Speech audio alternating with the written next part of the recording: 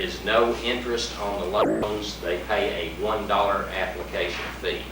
Generally, the rule of thumb is that that loan needs to be paid off prior to the end of the semester so their account's clear so that they can enroll for their next semester. We found that in a lot of instances, $50 doesn't do a student any good.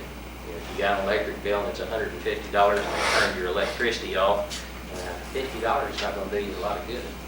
We've implemented 2 additional loan programs through Miss Billy Coakley's office here on campus. One of those we currently have out at $110,000, and we use the interest off of that to make student loans. And those particular loans, there is not a dollar amount set. If a student needs to borrow $300, we can make a student a $300 loan. If they need that for the entire semester and need to repay it into another semester, on those particular loans we have the ability to make the repayment date into another semester.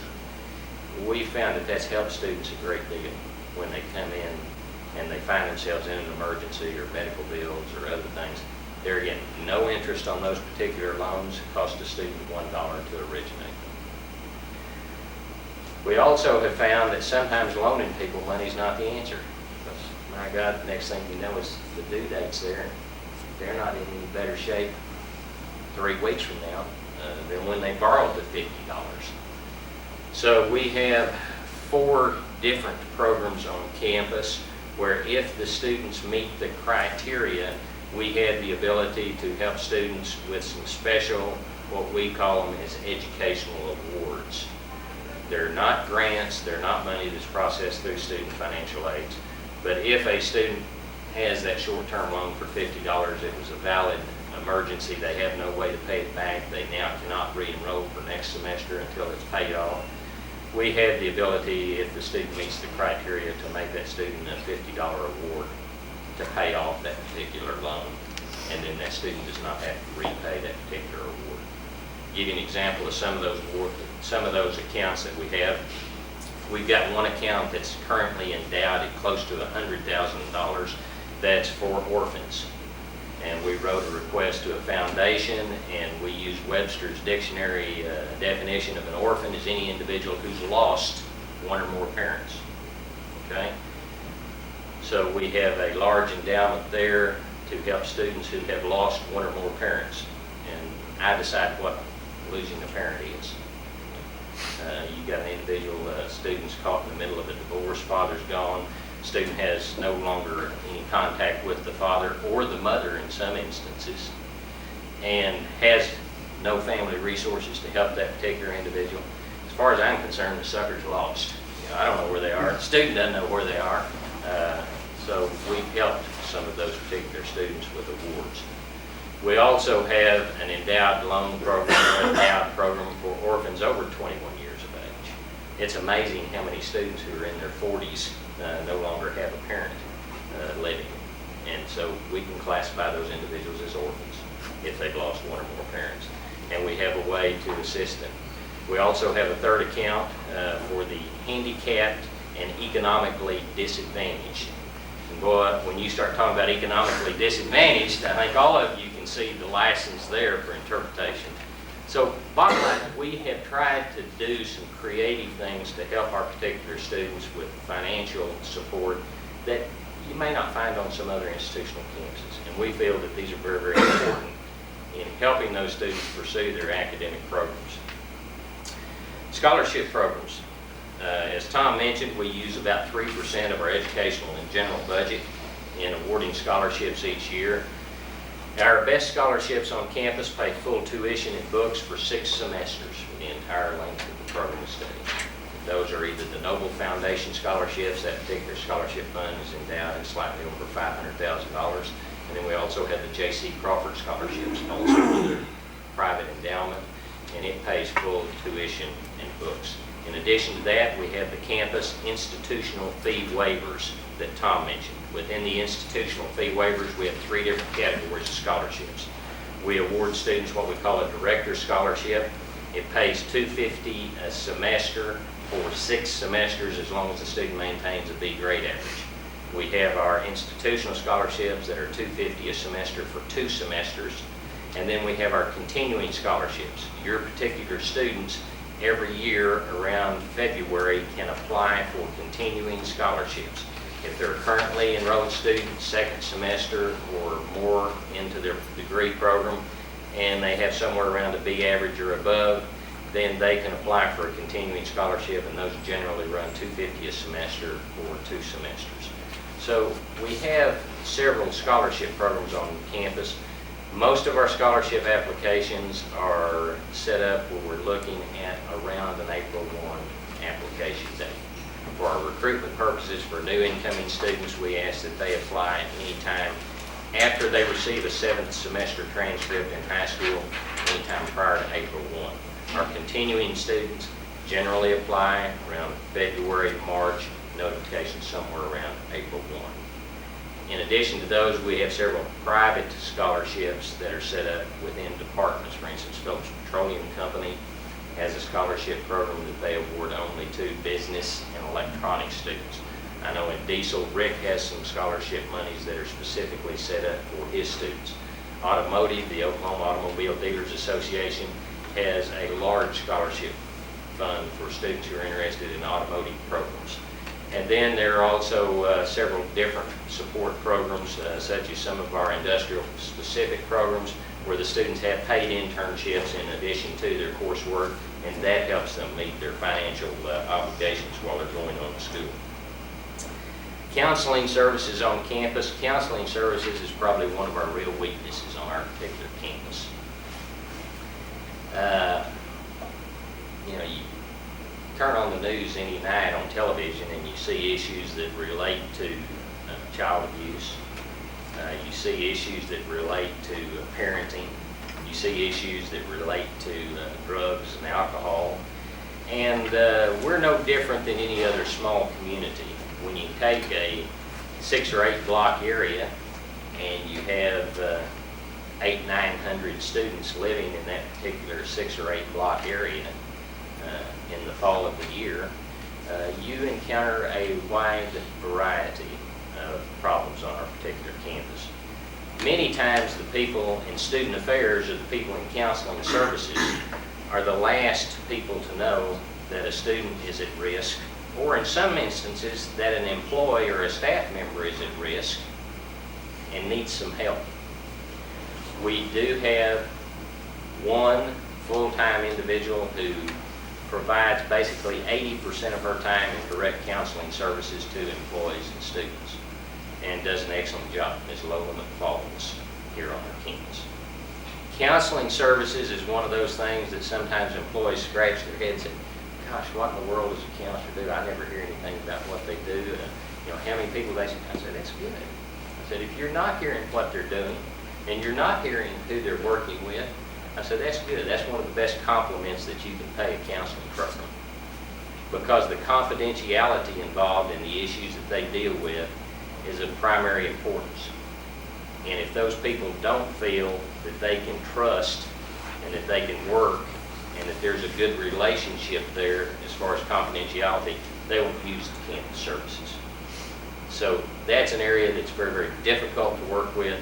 We hope as you're working with students or your fellow employees, if you notice someone at risk, don't hesitate to make a referral, either to Ms. McFall's office or to my office. And then we also work with the local agencies within the community who also provide ongoing counseling services for our students and employees. It's a tough issue, and it's one of probably the most important issues that we have on campus, especially with the number of single parents that we have, the number of non-traditional type families, and as our populations are getting older and older and a lot of special needs. Campus police. We do maintain a 24-hour campus police department on our campus. They are certified police officers within the state of Oklahoma. They have the same ability and legal authority as any of your police officers within any other city that you will find. The only difference is that we don't have a jail here on campus and we don't maintain a judge. We use the local community for those particular purposes. Our campus police spend probably 70% of their time in service-related activities. The winter, we jump a lot of cars for people. We help people change flat tires. It's amazing how many of us lock our keys in our cars. Our police officers realize that while on the one hand their responsibility is to enforce the laws of the state of Oklahoma and of the country, they also realize that on a university campus that public relations and support for people is probably as important as anything they do in the enforcement of the laws. We unlock a lot of locks for people. We let them in buildings. We lock a lot of buildings for individuals. Yet, if the need be there, then they do enforce and follow through with the laws of the state. Our rule here on campus is that if a law is violated, the individual is prosecuted. That'll vary on some university campuses. In some instances, they tend to want to work students through their own social justice system. We do both. If a felony is committed or a misdemeanor is committed, if it's a misdemeanor, the students are prosecuted through the city. If it's a felony, they're prosecuted through the county. Then simultaneously, the student conduct process is implemented, and those are two different processes. The student conduct processes are administrative processes, the legal processes are judicial processes. And they both operate simultaneously, yet totally separate and apart from one another. Something that you need to know, because many times students want to yell double jeopardy. If indeed they're involved in both simultaneously. But there are many, many court rulings that indicate the two are totally separate. Probably your involvement with campus police is going to be related around a parking permit. We charge a whopping sum of $5 for the entire year for a parking permit. Any of you who've been taking classes at UCT or other institutions know that $5 for a parking permit for a year, Ken, I think that's a real bargain. I agree. At OSU, it's a lot more than that. It's for a permit to have a place to park. At least we do have ample parking on campus that usually anyone can park, and don't normally have to park much more than a block or a block and a half from wherever they're going to be working. And that's not bad at all. We sell our parking permits. Our new permits start with the fall semester of every year. And there's a 2-week grace period. So the first 2 weeks of class, campus police does not write any parking tickets. After that, they'll start writing some warning tickets for 2 or 3 days. After that, then they start writing tickets. I think the fine for not having a parking permit is $10.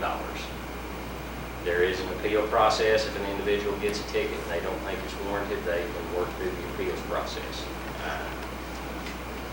My kind of general stance is that if you get a ticket, the best thing to do is probably just pay it. Because the appeals process, you're going to have some pretty exceptional circumstances to be able to have that particular ticket voided. Other stance is that there are no differences in faculty and staff and employees and students. If students are ticketed for something, then employees need to be ticketed for the same thing. And I can verify I paid mine when I got in. Happened to buy a new vehicle, had it on campus the second day, hadn't gotten around to buy a permit, and it was already after permit should have been on, so campus police ticketed me to see what I would do. I went down and I paid it. And it amazed them, and I told them they probably did me the biggest favor they could have ever done, because from now on, anytime anyone comes to me with a ticket, I say, hey, I do what I did. I just walk down and pay it. That's the easiest way to handle it. On the other hand of that, on the other side of that, is the fact that you're going to have a lot of people who will be coming to campus to visit. You're going to have friends and peers who come to this particular campus to visit you, or we're going to have prospective students, or we're going to have family members who come to the campus and visit. Occasionally, some of those folks are going to get parking tickets. Anytime you encounter that and you know that the individual was a visitor on campus, tell them, no problem, I'll take care of that for you. You simply take that ticket from them, write down on that ticket that that individual was a visitor in your particular area, visiting your department. Give it to your department head and ask them to forward it on to our particular office, and we'll make arrangements for that ticket to be boarded. We don't want to leave the wrong impression with any of our visitors on campus. Does that include your spouses that happen to drive on campus? Nope, doesn't count for spouses, because we assume that you're going to educate your spouse to the extent as far as the rules and regulations, so. There's a visiting, visitor's permit, is that something that? Visitor's permit is something that the departments use a great deal, and that's generally if you're going to have, let's say, a group on campus, and that particular group's going to be here for seminars for 2 days, or they're going to be here all day, 1 day, then there is a visitor's permit that you can obtain from our particular office. Type in what the activity is and ask the individuals to lay it on their dash, and then there won't be any tickets issued. Generally speaking, those are used only for full 1-day meetings or for multiple day meetings. I know in continuing education we get some groups that are here for a week or more, and so then we make those permitted for that particular time. But those are available through the office number. What office do you get? Our student affairs. Now, Shirley Scott is the secretary in our particular office, and Shirley pretty well keeps a good handle on where most things are and how to find them. And anytime you have any questions, I'd say our extension is 364. Pick up the phone, give her a call, and if we don't have the information for you, we'll track it down. We're kind of the who, what, where, why office on campus for most questions and problematic type issues that come up. Housing. We have single student housing on campus for approximately 1,000 students.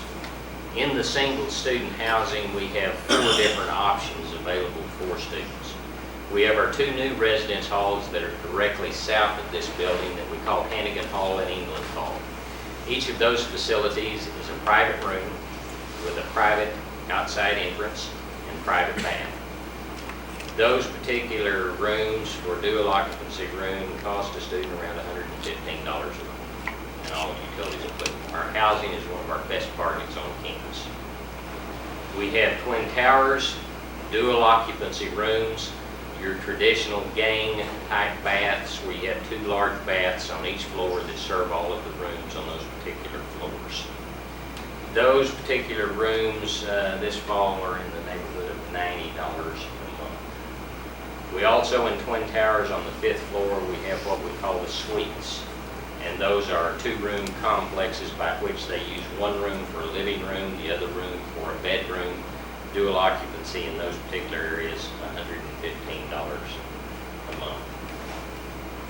And they also have the group type baths. Lackey Hall, we have 2 3-story residence halls. Lackey Hall North, we're in the process of renovating now. The 2nd and 3rd floor on Lackey North has been converted all to private rooms. And there are approximately 28 students per floor in the private room area. And then the rest of the residence hall is dual occupancy rooms. Same price as lockers. Then Mr. Babb will be talking to you later about the board programs and the meal costs. But we feel that our housing is a real bargain for students when you look at what residential housing costs on many other campuses. We also have an individual paint program, and students get together and they decide what the theme on their particular floor is, and we go with their particular themes if it's within reason. They have an approval process that they have to go through. So, for instance, I think the 3rd floor north Twin Towers, the young men decided they wanted to name themselves the Playboys.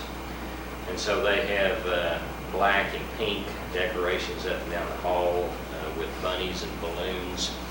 And they wanted the traditional bunnies, but after some discussion, they decided to go with the Roger Rabbit type. And so they've done an excellent job in decorating their particular floor. The 5th floor Twin Towers is the OSU Cowboy floor, and it's the Pistol Pete and the sports memorabilia. And we do have who I call, she's classified as a campus painter, but we call her our artist in residence. And it is amazing some of the work that she's done in the residence hall, the quality of the painting up and down the floors. if you have time, it's interesting for you to see where your students are going to be living and what the environment is. And we're pretty proud of our residence hall facilities here on campus. And we also maintain a very strong residence hall association. We have a system by which we have 2 full-time professional head residents who are either working or on call 24 hours a day. And they have about, hopefully this fall, about 750 students who will be sleeping with them. So we depend upon a lot of assistance from upper class students. We have all resident assistants where we employ students to help supervise their particular floors and also employ students and full-time staff members as desk clerks. And we maintain a 24-hour staffing in the area of the residence halls. George, am I about to run out of time? Oh, no, no. In addition, our particular areas, we have the registrar's office. For all of those of you who are involved in academic areas, the registrar's office is responsible for the scheduling of all your classes, the processing of all of your grades, the maintaining the integrity of the academic records of the institution. And that's one of the most important cornerstones of any university, is the integrity of its academic records. So there are certain processes and procedures that you'll work through if you're a faculty person, if you ever want to change a grade, for instance. Or there are processes and procedures that if students want to appeal grades. And those are very formal and very set. And I'm sure that we'll work through some of those with you at a later date. In addition, the registrar's office is responsible for making ID cards, processing all drops and adds. And generally, they produce our campus catalog, which is our contractual agreement with our students. And the rule of thumb there is any catalog that a student starts under and they maintain continual enrollment, they have the right to graduate under the degree requirements of that particular program under which they first matriculate. That's a question that will come up many times, especially as we have programs of study where they make major changes in the curriculum. That's something that we'll work with you on individually when you get involved in those particular processes. Student disciplinary processes, our student conduct codes on campus are printed in our student handbook. We have a chairperson of that particular committee, is one of my staff members, James Jensen. Student conduct committee is made up of the chairman of the committee, the department head of the particular academic department under which the students enrolled, and a representative of the Student Government Association.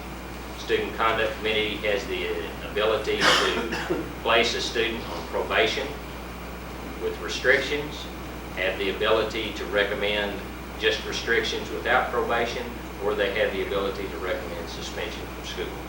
And then likewise, we do have a rather thorough appeals process also for the students to work through, and would encourage any of you, when you're asked to serve on or work with particular committees on campus, to please volunteer to do so, because it will let you learn a lot about the institution and what's happening other than the direct area that you're working in. Student Government Association.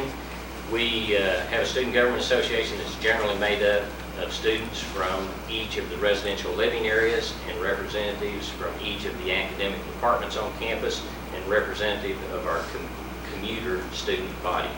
And the Student Government Association has the ability to make recommendations in relationship to anything on our campus of an administrative or academic nature.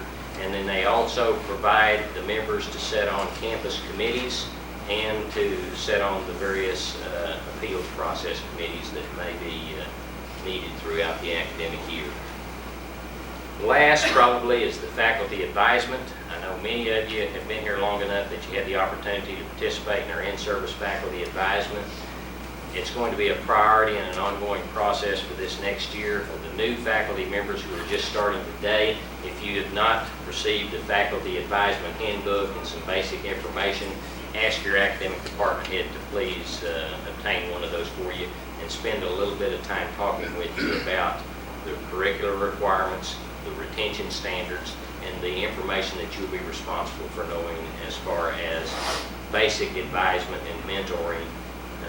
And it's pretty basic foundation information that you'll find will be very helpful with you and your students. Now, like Tom, I appreciate the opportunity to be here this morning. A lot of information in a short period of time. I know questions will come up, and just want to encourage you, don't hesitate anytime there's a question to pick up the phone and give a call. A lot of times we don't have the answers, but if we don't, we'll go out and find them for you and get it back with you. And my office is Student Affairs Office. I'm located in the administration building, directly across from admissions, directly across from the registrar's office, and our office extension there is 364. Anytime we can help any of you with anything, we'll be happy to do so. Welcome to campus. Thank you, Linda. Well, again, another case of a lot more information than we really have allowed him time to provide, but from time to time Larry will be available at different meal functions, and you'll see him around, and feel free to ask any questions or we can get him back. Okay, at this time, George Babb, who is department head for hospitality services and also maybe the dual hat of coordinator of all the food service operations on campus, and he's going to talk about the things we love most. Thank you, Linda. I want to start off, of course, by congratulating all of you for making such a wise employment choice of OSU Okmulgee.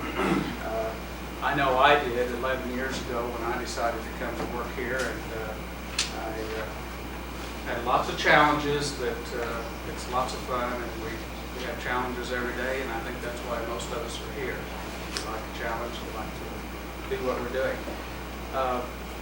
As Linda indicated, I have two areas of responsibility, one being the auxiliary food service area and the other being the hospitality services technology instructional area. Today I want to just talk a little bit about the auxiliary food service area, and then maybe tomorrow I think we're going to do, we're going to do department heads are going to tell you a little bit about the instructional area.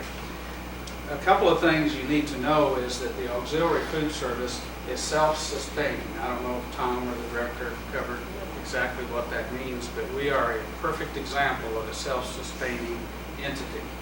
The salaries that we pay our employees, the food that we buy, the equipment that we buy that through the, quote, profits of our food service operation. And sometimes there is no profits, but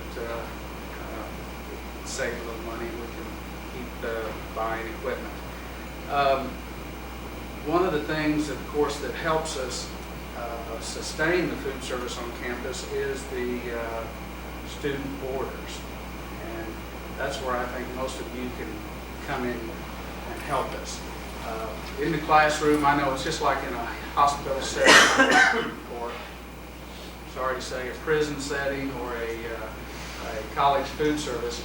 The students feel like they're in a confined area, and when they feel that way, a lot of times they eat in the same place all the time, and typically there's food concerns. So if you would help us by, when you hear a complaint, a concern, call us, let us know. The only way we can deal with a problem is to know about it, and we deal with it. We're not real sympathetic about a student, quite candidly, that moves on campus, knows that he or she is required to be on the board plan, and then decides, I don't want to be on the board plan, but I want to stay on campus. Well, they sign an annual agreement that they will, which is a contract, that they will remain on the food service program. We talk with them, try to solve their problems of why they don't think they should be on the campus food service. And, sometimes it's medical. We have a full-time registered dietitian. She can write diets for these people. Whatever the objection is, typically we can handle it. So, but if we don't know about it, we can't handle it. So, you know, if you can hear some problems, let us know. We really want to deal with it. I have a couple overheads. I want to show you what the board plans are. I won't take a lot of time with this.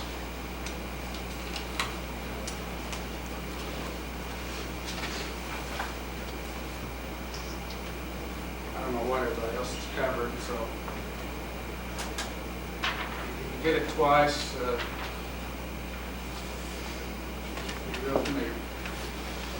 We have basically 4 food plans, and those first 4 are choices the students can select from if they're in residence. And like I said earlier, if they're in residence, they're required to be on a board plan.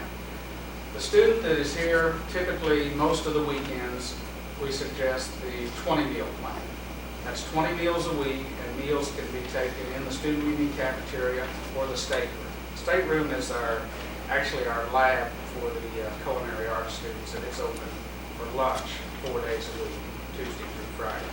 So they can have a little diversity. They change the scenery other than just the typical cafeteria. They can go into the stateroom.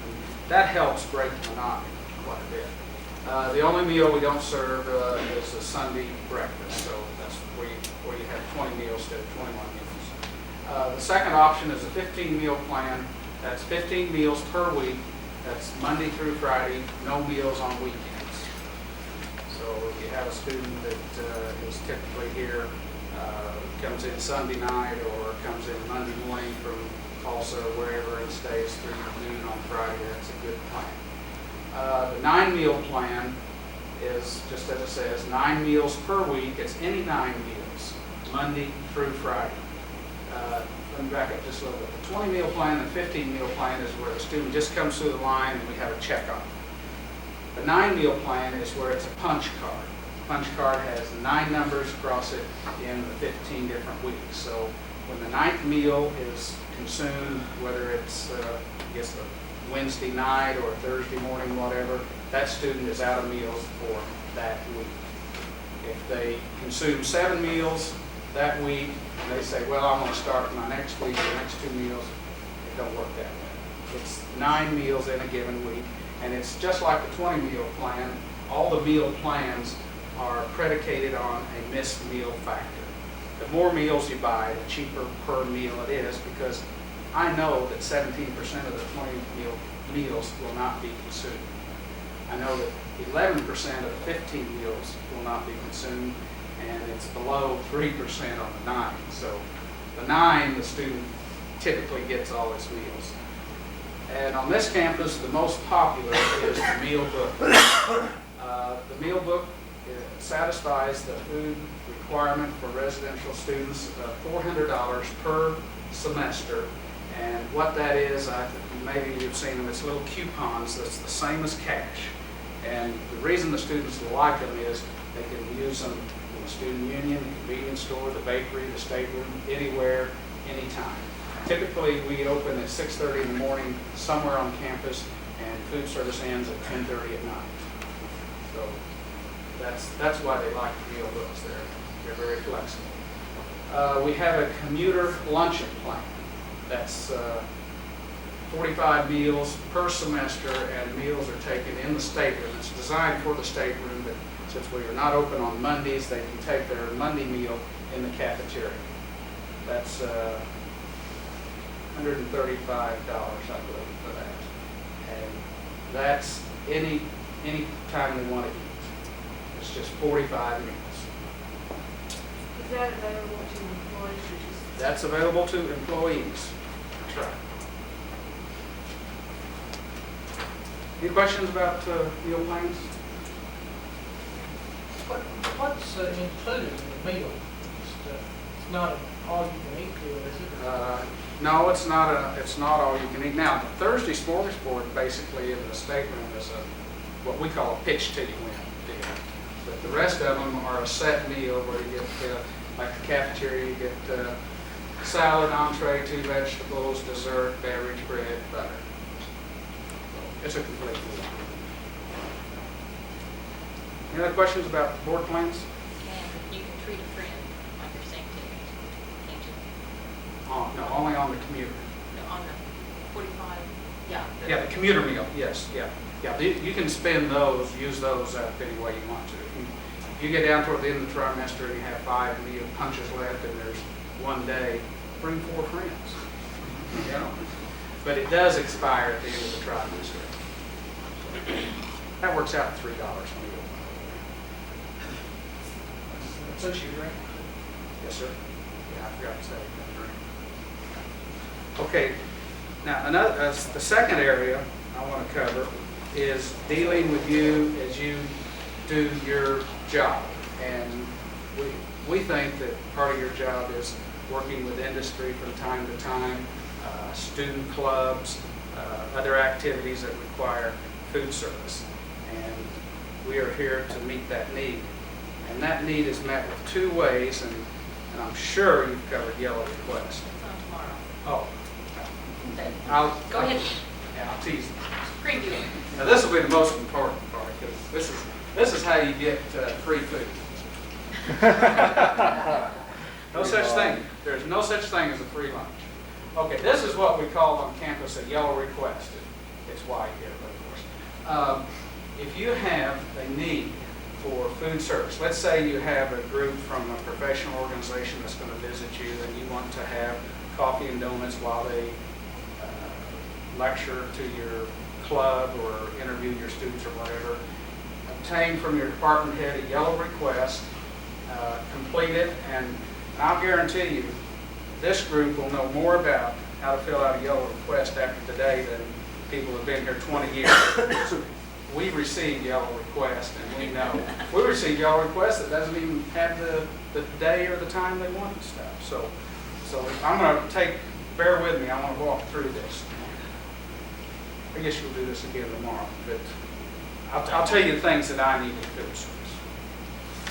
We need the date that it's needed, the time that it's needed, and then we put here on this one, either you're going to pick it up or you would like for us to deliver it. If we deliver it, we charge you. What you would like, now this particular one where it says 2 gallons of coffee, don't be embarrassed if you say, I don't know how much coffee I need, I have 25 people. You could put, it's perfectly fine to put coffee and supplies for 25 people, and then we calculate it out. We got to know how many you want to serve. Typically a gallon will serve 25 people. List what you want, all the items, then tell us how you want it charged. And get the account numbers and so forth from the department head, and put us as the vendor since this is a campus-wide request, and get the department head to sign it, or the department head's designated person to do that kind of thing. We like to have these. We're pretty easy, really, and it hadn't killed us yet, but we'd like to have these 3 days in advance. You know, I would think you know your food needs 3 days in advance. This isn't to say if the afternoon on Monday somebody calls and say, well, I didn't think I could be there, I'll be there Tuesday at 4 o'clock. Call me and we'll make it work, and then follow it by a yellow request. As long as it's not abused, we like to do it. Any questions on the yellow request? That's one way to get free food, if you want to call it. The other way is if you want to just go through the cafeteria line, if you want to go through the stateroom, you have a person interviewing or a guest lecturer or whatever. This is called a conference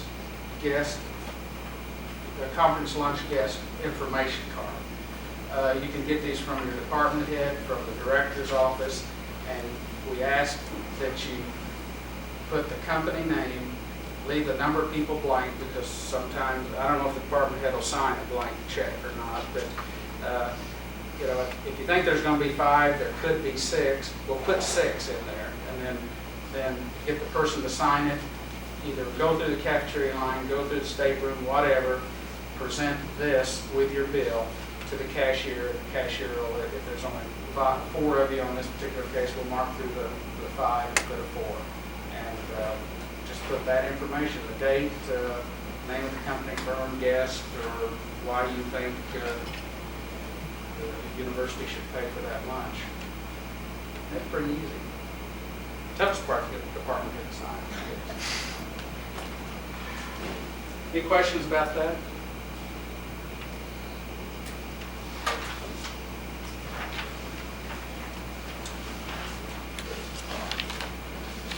Just a little bit about our staffing.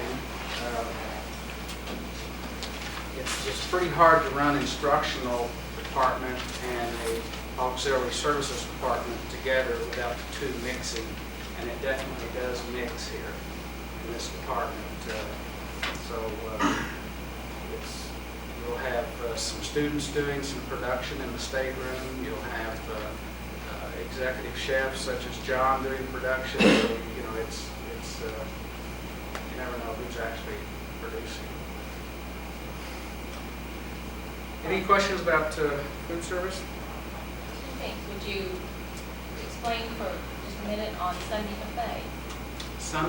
Sunday buffet will begin it's the first Sunday of the month. We will start with brunch on October. We will start it in September. It's open to the public. It's served in the student union cafeteria over here. It's produced by the cafeteria people and students in the culinary arts. It's a very nice array of gourmet food and some basic foods. So it's quite an event. You might want to keep that in mind. These noon meals? Say again? Noon meals? This is on Sunday. Yeah, this is the first Sunday of each month. For noon, okay. Noon. Yes. 11, Yeah, 11 to 1:30. and just a quick mention of Market on the Mall convenience store. Okay. It's a little convenience store over here. It's neat, though. It's something different. Yeah, that's probably one of the most popular units we have with the students, especially the students that are on the meal tickets, because we accept meal tickets in there. And it's your typical convenience store. It has the prepared sandwiches, the items that they can take back to their refrigerators, canned goods, ice cream, soft drinks, even laundry and healthy meals, popcorn. It's open from 11 to 10:30, Monday through Friday. And it opens Sunday at 4:30 to 10:30. It's closed on Saturdays. Well, yes, we have the retail bakery. The retail bakery store is in the hospitality services building. It is the outlet for the baking program students' products in the morning. The bakery furnishes the baked goods for the cafeteria and the stateroom. And also at 7:15 in the morning, Monday through Friday, the bakery opens up with the donuts that have just been prepared. And if you're interested, you can have a special occasion cake made, and they like several days' notice on that. Wedding cakes, whatever. The special order cakes, we pretty much try to limit to employees and students. You can typically get a wedding cake at quite a reduced price because it's the labor's not fixed. 3:15. I had to go by at 4 o'clock one day. You were too late, Ken. I know. Story mine. Any other questions? Did I forget to cover anything else? 15 minutes? Yeah, I guess the other thing. Yes, it's on time. Yeah. I guess the other thing is lunch. It's next door. Well, I might just confirm how easy it is to work with George, and I guess in faculty positions, primarily you will not be trying to plan meal functions, or that's usually something that maybe the professional staff will be involved with, department heads, or some of the managers. But this is one of the things we had to do with this, essentially like a conference. I actually met with George a couple of months ago and did some preliminaries. We sat down and visited, I guess, Monday, just on the last minute details, and confirmed that, okay, breakfast is walked through the line, lunch is going to be next door, you'll be seated, they're going to serve you, and it's now. So anyway, that's just part of the services on campus, and we'll see the bakery as we go by our tour tomorrow. The little convenience store is going to be open. You might see it during lunch hour break time. So feel free to leave your material. I'm Sharon Borger from the Personnel Services Office, and I'm going to be giving you some information on your benefits this afternoon. And Sharon. Hi, Rick. Good to see you. You conducting your own meeting over there? Yeah. Looks like you got some new folks on. In the Personnel Services Office, there are two other people that I want to mention real quick because you'll be calling them and dealing with them on your benefits and your payroll. And that's Judy Henson and Pat Easton. They're both my assistants. And they are very good to help you when you call over for assistance with any problems that you have. We have a total of, hi, come on in. We have a total of 347 full-time and part-time continuing employees on campus. Of that, 164 are classified staff, 43 are administrative and professional, and 140 are faculty people. The paperwork for all of your benefits and payrolls are prepared on this campus and processed to the main campus at Stillwater. Many of you have already completed your payroll sign-up over in personnel. Some of you haven't even started, and some of you still owe me some paperwork that you're working on that you need to complete and return to us. So those of you who have not even started your sign-up, I would appreciate if you would give the office a call and we'll set up a time for you to do your payroll sign-up. It takes about an hour and 15 minutes. We're going to cover the information about benefits listed on the handout sheets that I've put on your table there. And if time permits, I will also cover some of the other benefits, such as the types of leave we have, holidays, and any questions or concerns in areas that you all may have. Some of you have been with us as much as a year, and you're probably pretty well tuned in to what's going on with payroll and benefits. And if you have questions, I'll be glad to answer them here if time permits, or you can call or come by the office. Let's look at the first handout sheet that has the classified administrative professional or faculty OSU, and under the benefit it says life insurance. American Fidelity is our carrier for our life insurance. It is optional, but for all of our employees who are at least 75% time or more, with at least a 6-month appointment if they're classified, an 8-month appointment if you're faculty, it's paid for you, so it wouldn't be very smart enough to turn it down or not to have it. But although you and your family may be eligible for these various types of insurances that we're talking about here, the coverage is not automatic, and you do have to make proper application, and the premiums do have to be paid on these. So life insurance is paid for you by the university. I did a calculation here on a person who earns $2,700 per month salary. The coverage would be $65,000 worth of coverage. You multiply the annualized salary times 2, round it up to the higher thousand, and that is at a cost of $28.60 to the university, or $343.20 a year. That application and your medical application are combined on one form. So when you sign up in the personnel office, we'll guide you through that. You will need to give us names of beneficiaries for this life insurance, and you need to have addresses for those folks that you're going to be giving to us. Dependent life is optional, and it's for your spouse up to age 65 would be covered for $5,000, and children 6 months to age 21 would be $2,000, and child 2 weeks old to 6 months old would be covered for $1,000. That's for $2.50 per month. It will be deducted out of your monthly check, and it will show up on your payroll advice form. At this point, I want to talk a little bit about a payroll advice form that you will be receiving 5 days prior to the end of the month, which is how all of our faculty and A&P people get paid, is monthly. You'll receive this folded up, sealed, stamped by our office when we receive it. We send it through campus mail to your supervisor or your department head, and they will distribute it to you. When you open it up, you'll see that it starts out employee payroll advice. It has your earnings for the month. It has a description of all the deductions and taxes that are going to come out of it. And we're going to be talking about deductions and reductions, tax sheltered, tax deferred annuities, and tax sheltered monies that are part of your benefits.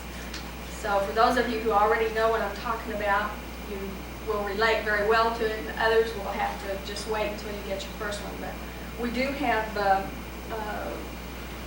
it tells us that it's electronic transfer, and I duly talked to you this morning about direct deposit for your checks. And we're encouraging all new people to do that as soon as you get your bank established. It gives you also your leave statement. It'll tell you your sick leave and annual leave down here in this section, how much you've taken, how much you've accrued, and what your balance is every month. Then in the bottom section is usually some announcements that Stillwater wants all the employees to be aware of. Sometimes it pertains to our employees and sometimes it doesn't. It's just on their campus. For instance, this said, congratulations to the Cowboys and Cowgirls basketball teams. Well, we're glad to know that they advanced to the Sweet 16, but it really wasn't relevant to our employees. So there will be some information down there that is important to us at times, and you need to read that. If at any time your deductions or your check, your net amount isn't what you think it ought to be, because you're the only one that gets one of these.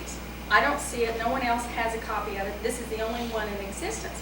You need to call us and let us know if you have a problem, a question. It may be just something very minor that we can explain, and we may have to go to the main campus to find out why they did what they did, because they process our checks.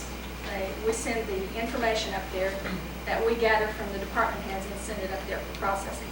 So anytime that payroll advice doesn't look right to you, anytime your annual leave's wrong, first check with your department secretary or whoever prepares your payroll, and then if there's no explanation, call us and we'll be back to you.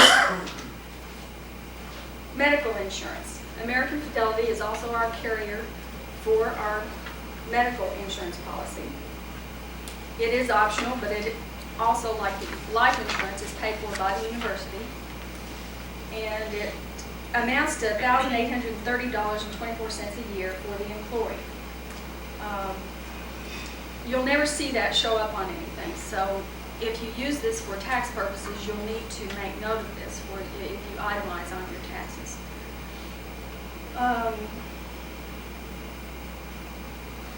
Okay, spouse coverage is $152.52 per month.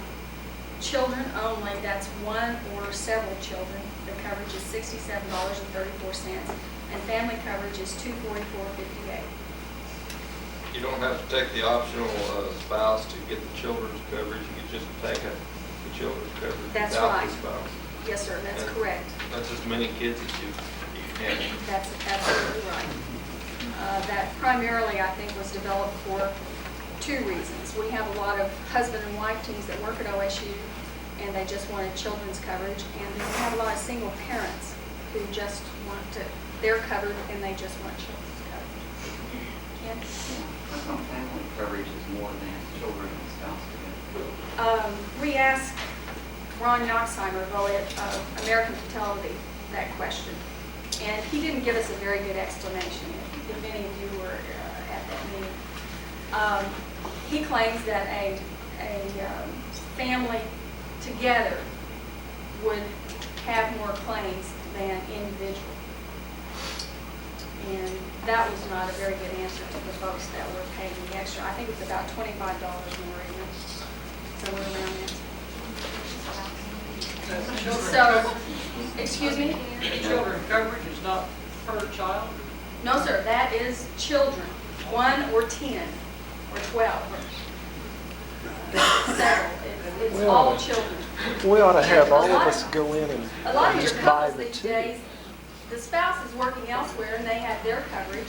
So this is pretty good coverage for only $67 a month. The claim forms for the American Fidelity Medical Group Insurance, we distribute them out on campus, but we do have a supply of them in our office for you to pick up if your department or office does not keep them. Let me go over a few basics here that that the hospitalization and surgical and major medical covers. You need to sign up for this within 31 days of employment. It says that on here, when to enroll on all of these types of insurances is within 31 days of eligibility, or you have to prove insurability.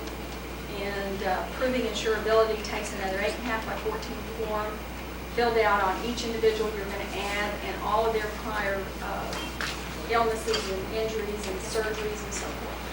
So if you're going to sign up, it would be your advantage to do it within the first 31 days. There is a $150 deductible for hospital deductible. Then there's a $250 on major medical deductible. There's $40 deductible if you use the hospital emergency room unless it's connected with an accident or hospitalization.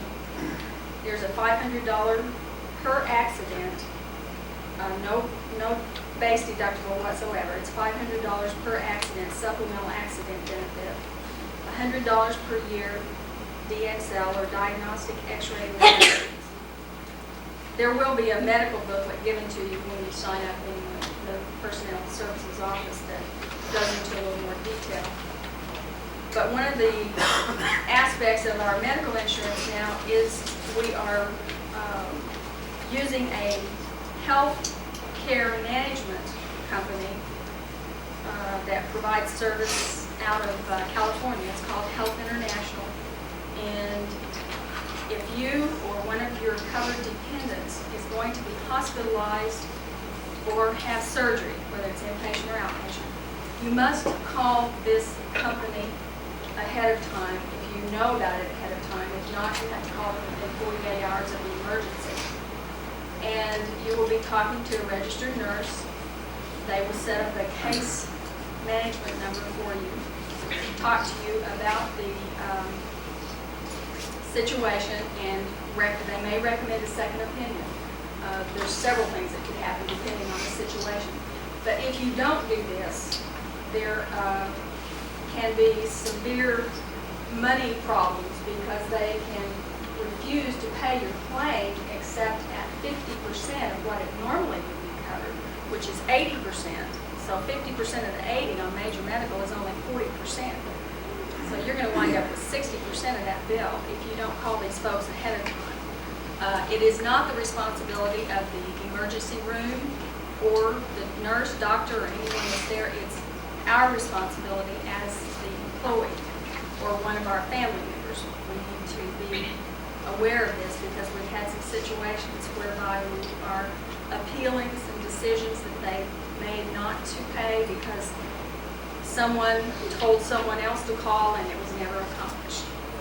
So I don't want to scare you, but I want to make you aware that it is urgent that you call this Health International company. We give you ID cards that you can carry in your wallet. We give you information cards to put by the telephone. And we give you a brochure that tells you about the company itself and why we're doing this. It's to reduce, believe it or not, to reduce our medical care costs. So they claim they have accomplished that in the last year. We started this in January of 1990, and it's been ongoing since then. We have encountered some problems with it, and I'll be glad to work with you through those if you have problems with it. And I need to know if you call them and you get some rude registered nurse, I need to know that so that I can forward the information on to our people at Stillwater. And they're interested to know what kind of treatment we get from this service because we're paying for it. The university pays for it. Okay? Anybody have any questions about medical, Health International?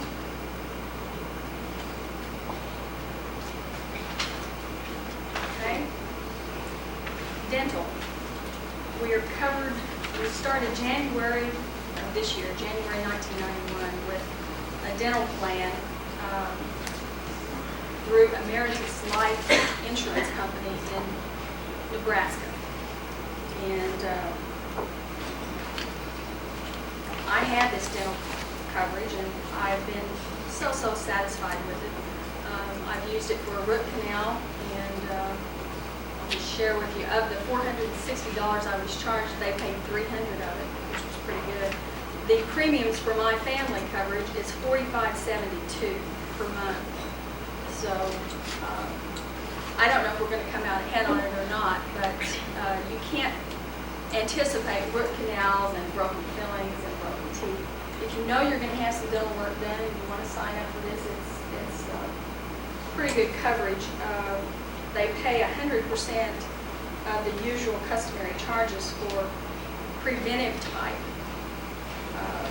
visits and examinations, cleanings, fluoride treatments, x-rays, space maintainers. That's what they consider to be preventive type. Then they pay on the basic type 1 procedures. You have a $50 deductible and then 75% of the usual customary charges on that. That includes fillings, oral surgeries, impacted wisdom teeth, anesthesia, periodontics, endodontics, which is the root canal that I have, and dentures. If you have dentures, they can be replaced through this dental coverage if they're at least 5 years old. So they pay 75% of those type of procedures. On major procedures, which is, they say here, caps will be replaced after they're 5 years old, and inlays, crowns, and bridges. So you can get an estimate ahead of time. If you had your dentist tell you you need some work, you can send an estimate up to Emeritus, and they would tell you exactly what they would pay. If you don't sign up for dental within the first 31 days that you're employed, after the board approval date, then you're limited on your first year's claims. They only cover preventive type. So if you're going to contemplate this, you need to know all the ins and outs of it. All the different costs for the employee. This is totally paid. The premiums are totally paid by the employee now, but they are tax sheltered. We don't have any choice in the matter. They enforced it that we would have to have these tax sheltered. So if I take the dental out for my family, it's $45.72. On my payroll advice, it will have an R beside it because it's a reduct. It'll be taken off before my taxes are paid. Okay? I'm going to talk about R for reduct and a D for deduct. R is they're going to reduce your salary before they figure the taxes. The deduct is going to be taken out after taxes. Okay? But the total premium, it doesn't matter if you have yourself or your whole family covered, will have to be tax sheltered. Does anybody have any questions about dental? Right now, they've got an $800 maximum per person per year. That's all they'll pay on each individual because of our participation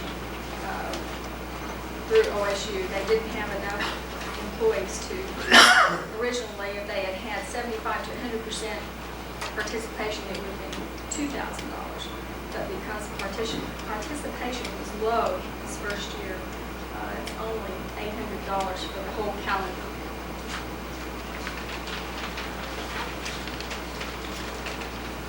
Flexible benefits plan.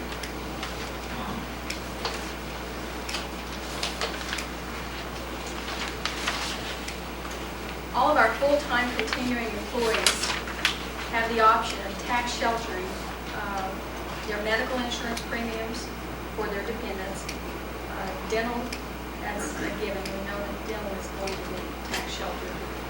And monies for a medical care reimbursement program for vision care or other dental care and other medical care that is not covered by your insurance.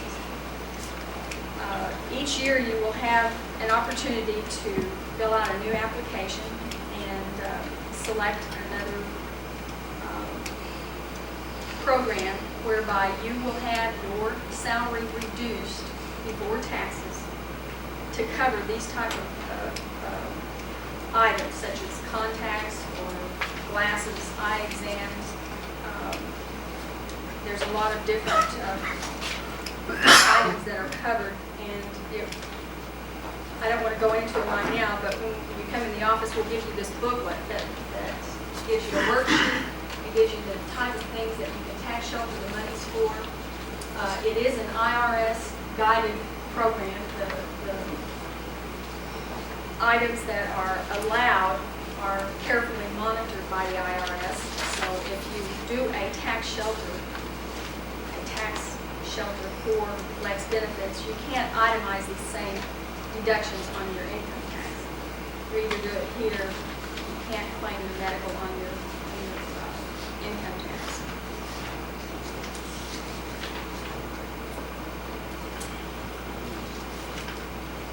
Medical insurance premium, the $244 for family coverage can be tax sheltered, or the $152.52 for spouse or the children's premiums that you pay can be tax sheltered. The dental insurance premium must be.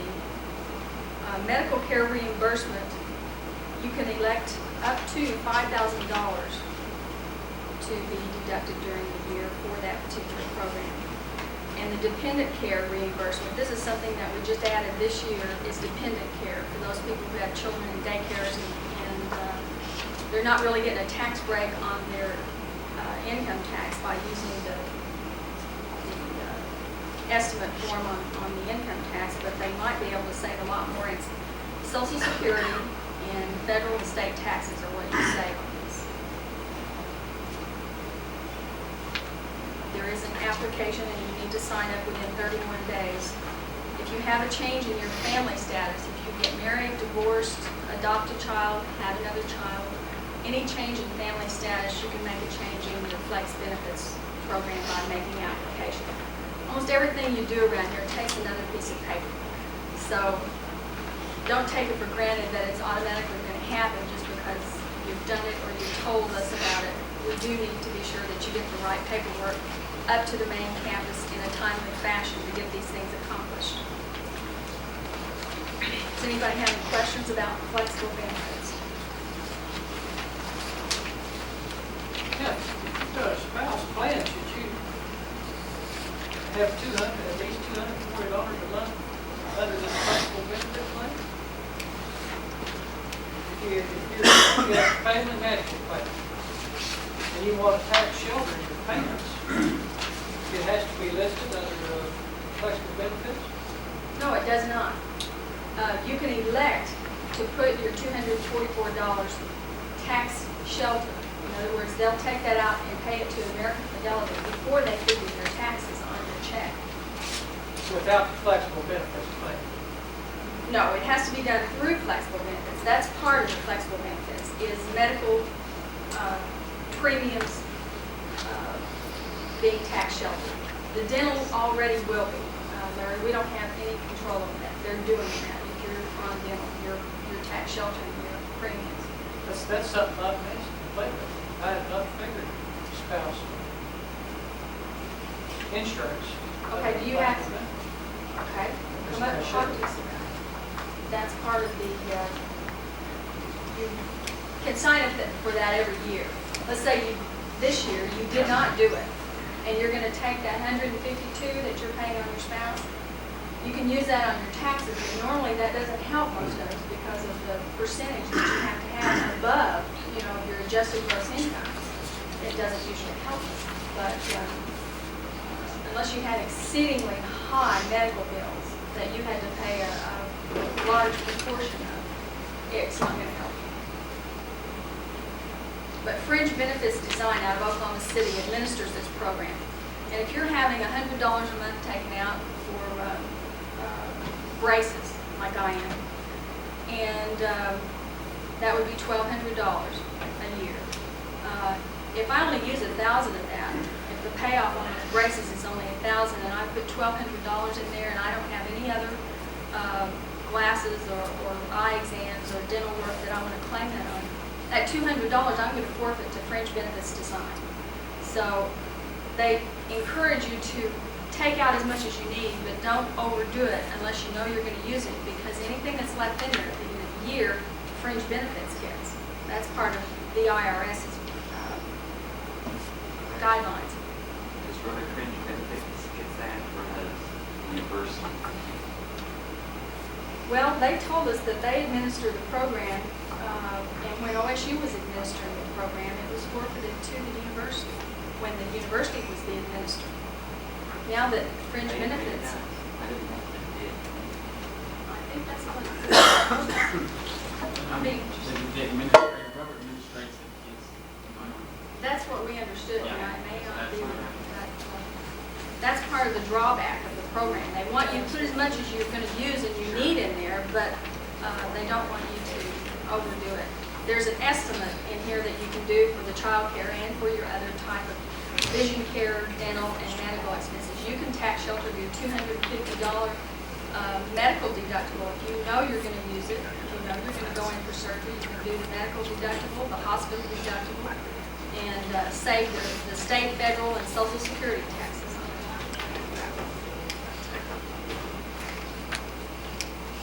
There are some limits on how much you can tax shelter, so when you come up to the office, we'll keep you within those guidelines. We won't let the IRS cart you off.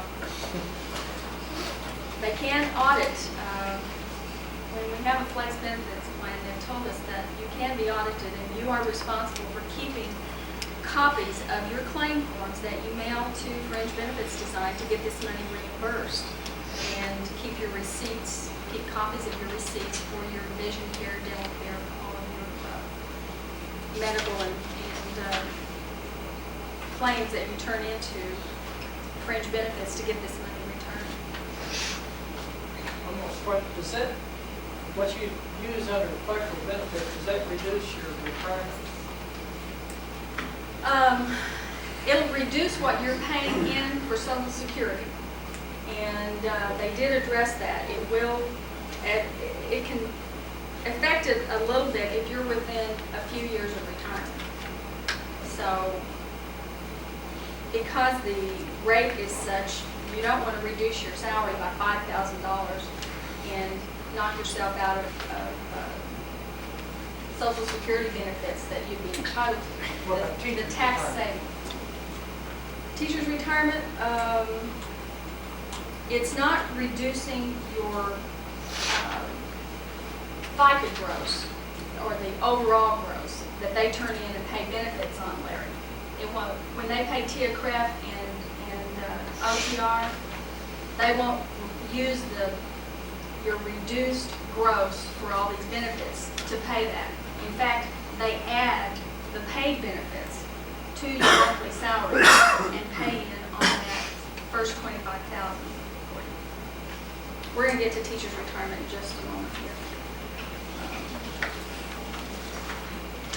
Does anybody else have any questions on flex benefits?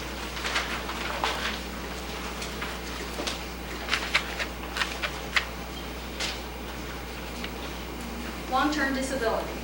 This is an optional insurance that is like a salary protection income program. And TIA-CREF out in New York is our carrier on this. The charge is probably, the premium is probably minimal on it since the employee only pays 1/3 of that cost. And on a person who makes about $2,700 per month gross, it would cost them $3.94 a month to participate in the long-term disability program. It guarantees you 2/3 of your salary upon your proof of disability through your physician, whether it's an illness or whether it's an injury, like in a car wreck or something, whatever the situation. If the doctor says that you're going to be disabled beyond 6 months, normally we start paperwork and work with the individual on processing this paperwork. You would remain on our payroll for 6 months at full pay, using up your sick leave, your annual leave, holidays, and then once those type of leave run out, you would go on a disability leave, but you'd still be paid at 100% from the university for the first 180 days.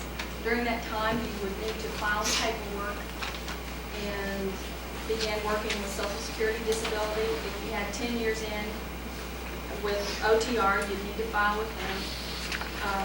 Hopefully none of us will never need this, but we have had people file on it and use it, and it's been a really good benefit for those individuals who have relied on it. Should you be able to be retrained for some other area, Tia Craft will work with you on retraining you in a different area. If you can't do the teaching and the type of job that you've been used to. Again, this needs to be signed up for, and there is a special application for this within 31 days of employment. And I'm saying employment, but 31 days of your board approval date. Okay? And most of you will get a statement from the personnel office signed by Mr. Dooley telling you what that date is.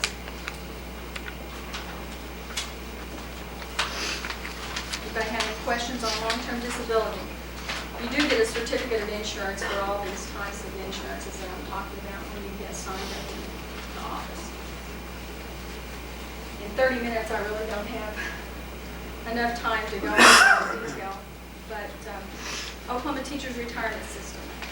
This is our state retirement system, and for the faculty member, the university pays in on the first $25,000 salary plus paid benefits.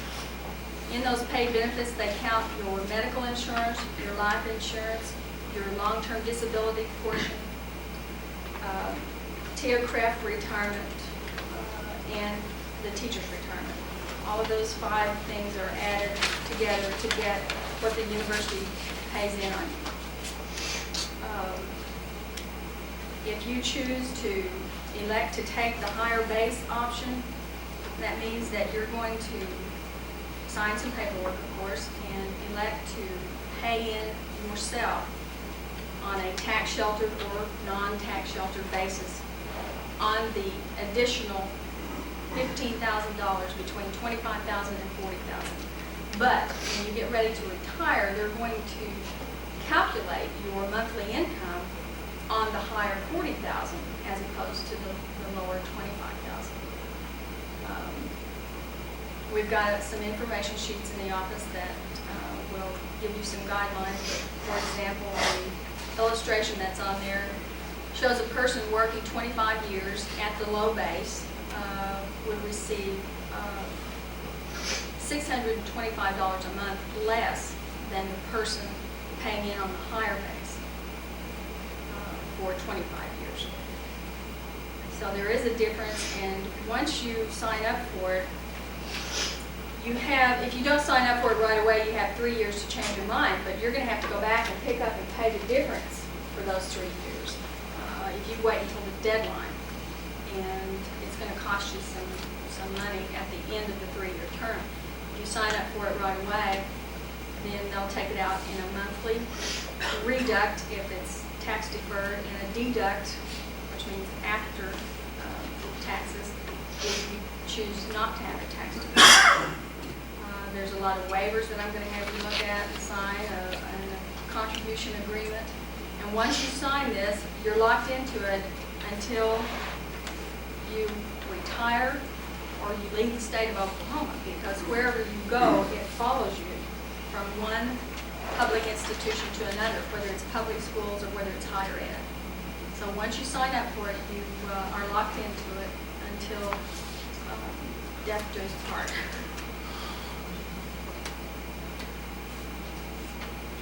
Does anybody have any questions on that? I know I haven't. How long do you have to buy back military and prior teaching? That's open right now, Steve. You have to work 2 years for every 2 years of service at OSU Okmulgee for each year of military that you buy back. If you had 4 years to buy back and you waited 2 years and bought one, and then another 2 years, every 2 years you could buy back another. Or you can buy them all at once? You can wait 8 years if you know you're going to be here 8 years, and wait until the end of that time. You deal directly with teachers' retirement on that. You'll need a copy of your DD 214 to apply for that, and they determine from the time frame that you spend in the service how many years you can get out of it. But there's a maximum of 5. There's no time limit when? There's no time limit anymore on military. They've just dropped that. They quit on again, off again on that.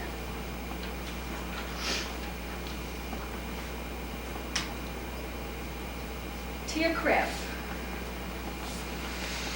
That's the other retirement program that OSU makes it mandatory that the faculty join. Our classified employees after November of 87 are not entitled to enroll in this anymore. But the faculty, it's mandatory. If they don't join it, they will come and get you.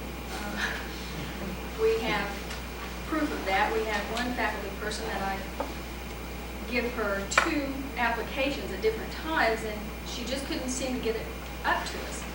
So finally, the folks at Stillwater, maybe they didn't believe me, but they wrote her a letter telling her that if she didn't get the paperwork, come up and fill out the paperwork, they were going to turn her in to Dr. Klopnish. So she was a little miffed about it. She didn't know quite what to think. And she didn't understand when I was talking to her that it is mandatory. So TIACREF is a mandatory retirement program mandated by the Board of Regents for us to belong to. And it's out of New York, and it stands for Teachers Insurance and Annuity Association College Retirement Equities Fund. And that's an acronym for a lot of, it's a big company. There's over 4,000 institutions nationwide that belong to it. I think we've been in about 20 years now on this campus. And it is a nice retirement program for those folks that I'm seeing going out now that have been in it for that many years. What happens is every July 1, you start over again qualifying for TIACREF with a $7,800 base. So it takes you 2 or 3 months. Probably by the 3rd month, you're going to have to show some contributions to it on your payroll advice. And your contribution is 5%, and the university contribution is 10%. There's an immediate vesting in TIACREF. You don't have to wait 5 years or 10 years or whatever, but you cannot withdraw it after you have been a member 5 years. So after that 60th month, you're locked into it until you take it in a monthly or biannually retirement income. We have had folks that have left here before that 60th month, and they have withdrawn it in a lump sum. They've paid income taxes on it, and they've paid penalty on it. So that's the guidelines that they've got us on. You may know some other companies, other universities that have TIACREF, and their guidelines may be a little bit different. Davis? I've heard that there's a recent ruling that we can remove our TIAA CREF contributions and roll them into an IRA. For new people, I assume, based on what I've heard, that means that we can elect to put it in an IRA immediately rather than in TIAA CREF. This is supposed to be a brand new ruling. This is a ruling that TIACREF has come out with. No, some federal court.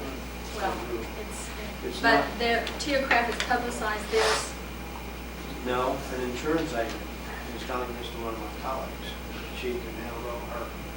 Okay. She is a participating member of TIAA CREF, and the ruling is, according to the insurance agent, that in order to avoid a rush on the fund, people are not allowed to take all their money out at once and roll it into an IRA.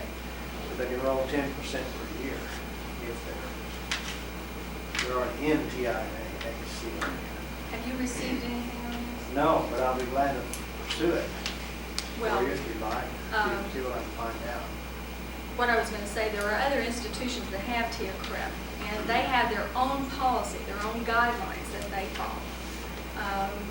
A lot of times, we've had some calls from insurance agents telling us that this is possible and that's possible. And I said, well, we haven't received anything from our main office in Stillwater telling us that the employees can do this. And if that's possible, we haven't gotten any communication on it whatsoever. but I'll be glad to check on it and see Okay, let me if that's call it. possible, because if you're interested in doing it, you might want to know what the guidelines are and when you can pursue Okay, it. let me tell you why that interests me. TIAA-CREF is a mutual fund. And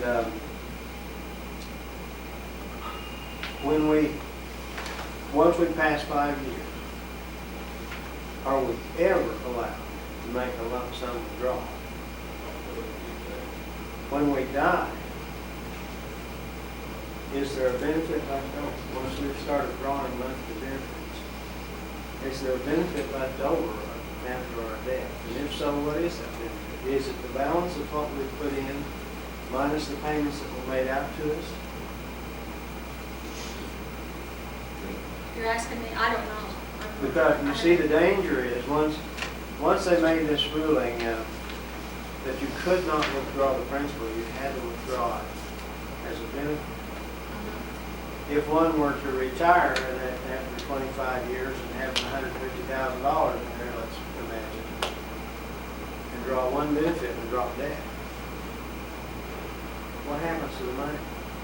Whose is it? Well, I would think that it would be like our retirement system in Oklahoma.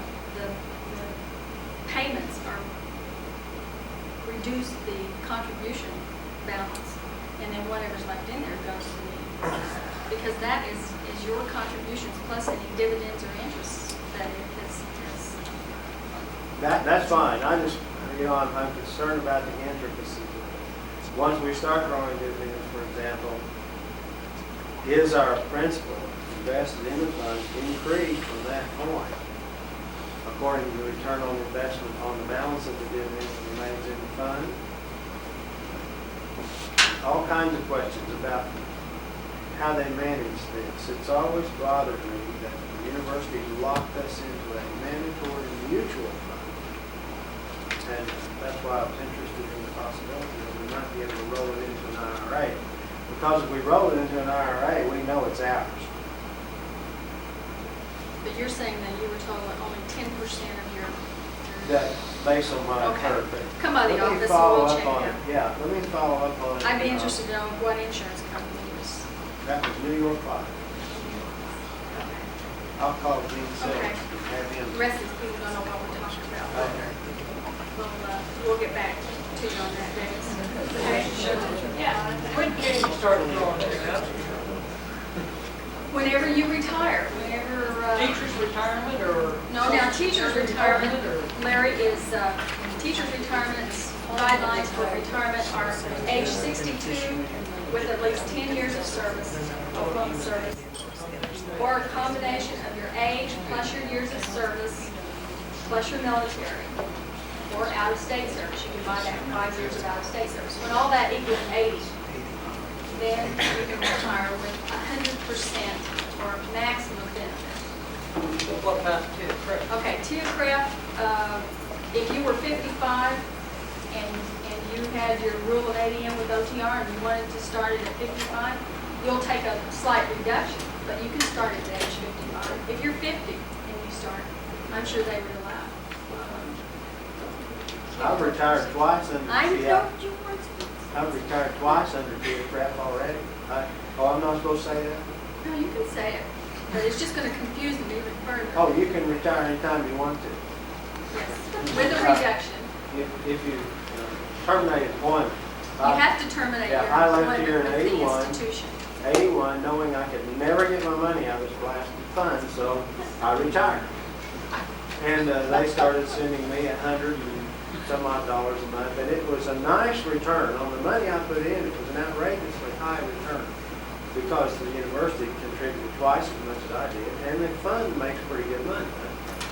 And then I worked again for the university for about 4.5 years, and retired again when I left there, and they started sending me $50 a month. So I've been retired under it for quite a while, and I have no gripes about it at all. You have your alarm clock for the next. You're professional.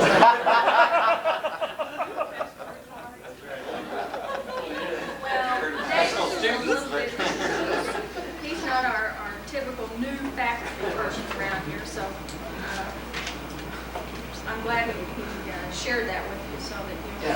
It's a good fund, I have no complaints with it. Yeah, I don't either.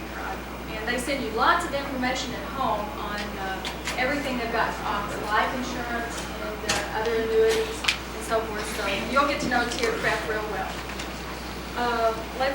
I'm running behind here and I've already run over into Bob's time. On Social Security, don't want to say a whole lot about that, except that on your payroll advice, the FICA rate has not changed from 1990, the 7.65%, but the method of calculation has. And it's always been made up of two components, which is the old age survivors and disability insurance, which is 6.2%, and Medicare, which is hospital insurance, 1.45%. In the past, we just combined that as employers and turned that in a lump sum.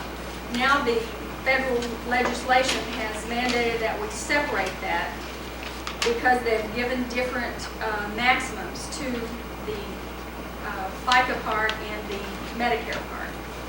And it's going to show up on your payroll advice as Social Security and Medicare. So if you see that Medicare on there, that's just part of Social Security.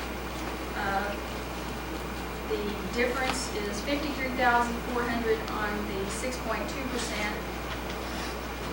and an additional 1.45% up to $125,000. So most of us won't have to worry about that additional amount each year.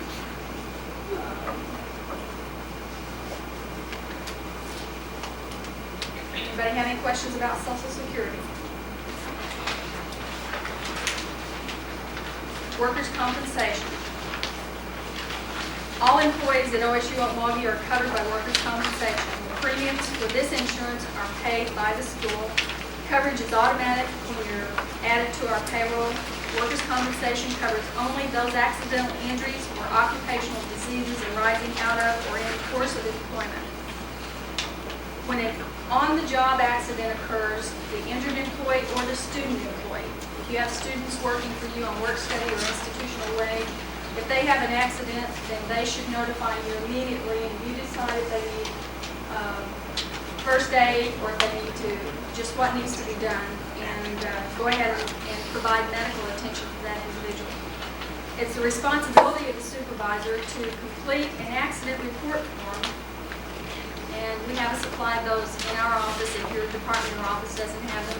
And get your witnesses, if there are any witnesses, we need witnesses' statements written out at the same time, and forward those accident reports to the personnel office. We prepare the Form 2s that go to the state insurance fund, and we report, you need to report every type of accident, from falling out of a chair to slicing their finger with an X-Acto knife or whatever. However extensive the injury, however light you think it is, or silly or ridiculous, it all needs to be reported because it can come back to haunt you if you don't. The person waits a few months and then claims that this happened. You have to go back and try to reconstruct this thing, and it's not easy, believe me. Unemployment compensation, there's not much to say there other than the provisions of the Unemployment Compensation Act apply to all employees of OSU Okmulgee. And it's the responsibility of the Unemployment Compensation Commission to determine eligibility for unemployment payments based on circumstances of termination. Being off the 2 or 4 months during the summer is not grounds for you to file unemployment. They have turned all of our faculty down because you have promise of coming back to work in the fall. They will honor that. I thought I'd save you some time by saying that. I wanted to take some time to go over the types of leave, but we'll do that when, for those of you who haven't been to the personnel office, we'll do that when we come up to do the payroll assignment. Does anybody have any questions that they can run by me before I turn this over to the court? I told him I was going to do it this way, and I'm really sorry, but I think I'll wake him up. Let's not talk about money anyway. Oh, listen, we like to talk about money. I'm asking. Oh. Whoa.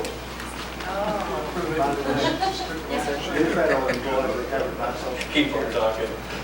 Yes, they are, and I saw that on here, and that's why I ignored it, because OSU obviously is not over there. If there's nothing else, thank you very much. I appreciate it.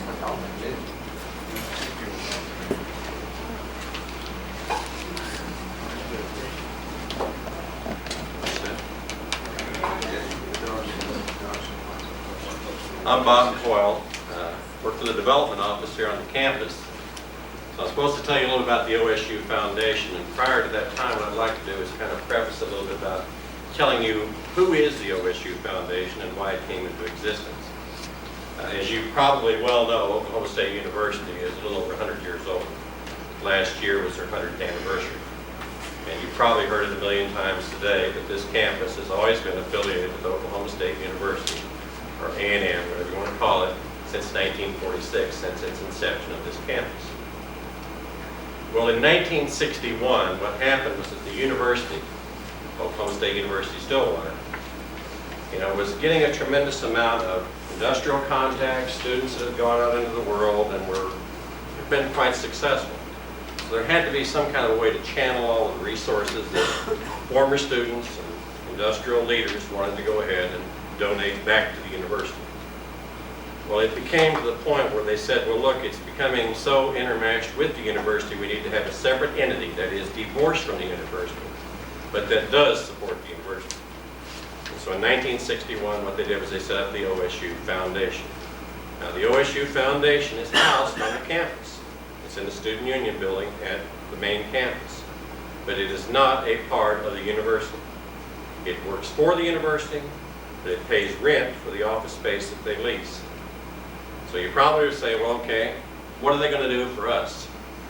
Okay, it's our bank is really what they do for us, more than anything else. We're kind of in the same boat as Stillwater is, except in a lot lesser scale. Rick Jackson, I can probably hit on him because of the fact that we've had a pretty good relationship here in the last 5 or 6 months on getting some equipment. This weekend, we're going to try to go down to Mineral Wells, Texas. There's a company down there, and you're going to hear the name a couple of times today, called Halliburton. Probably a lot of you are familiar with Halliburton. Halliburton Resources Management is the gas compression part of the Halliburton company. As of today, I think I ran it $155,420 worth of gifts of goods in kind. Now, these are mostly gas compressors and things to support that type of industry. We've got 3 more compressors down there, and we're going to take a truck down there, and they just told us more or less, you can have whatever you want. Whatever's left over, we're going to sell.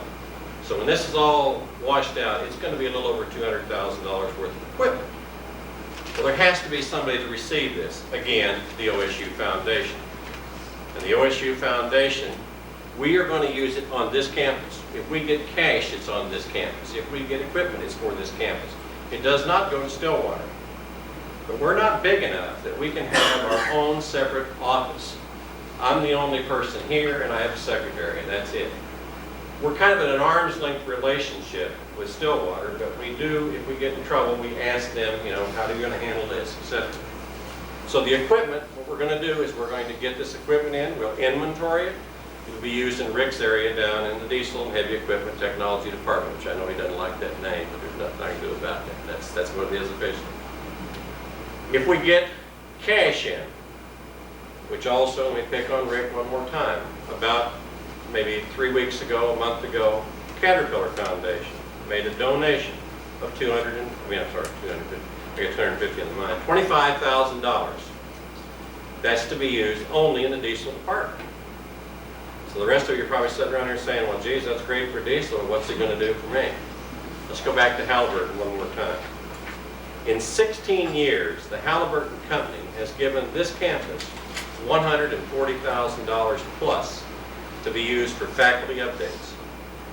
Now that means if you want to go to a seminar and there's money, you can come to the office after you've talked to your department head, and your department head said, sure, I think you should go to this seminar. I think it would increase your skills.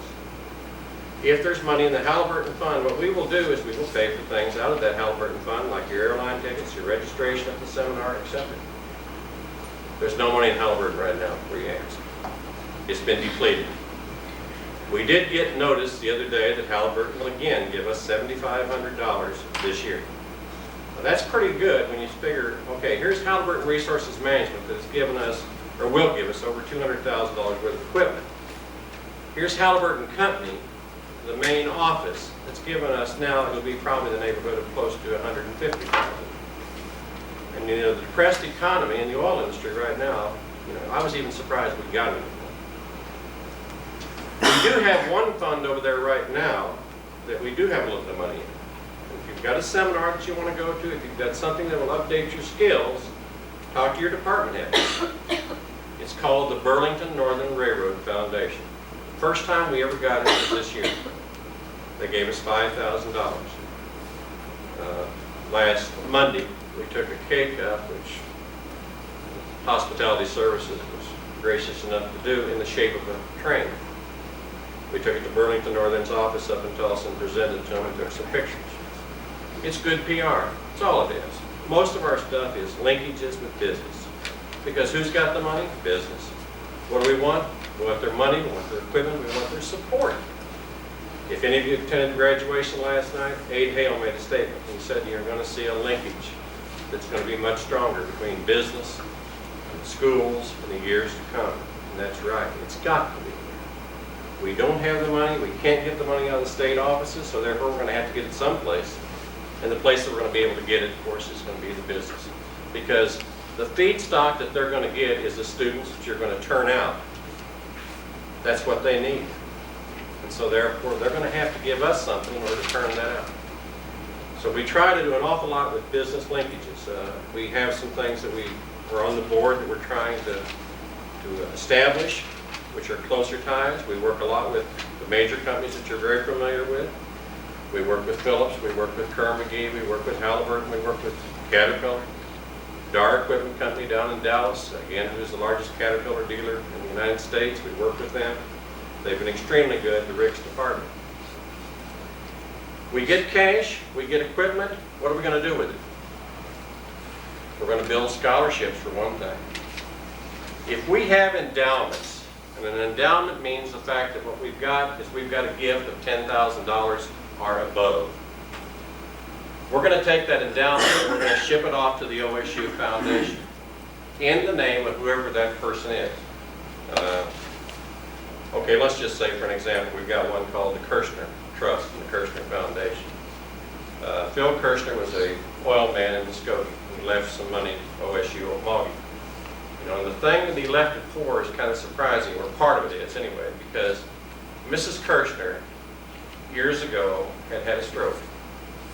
She came on this campus when we had a little rehab center out here, before they moved it out north of town. And she had a lot of therapy. And it always stuck in her mind.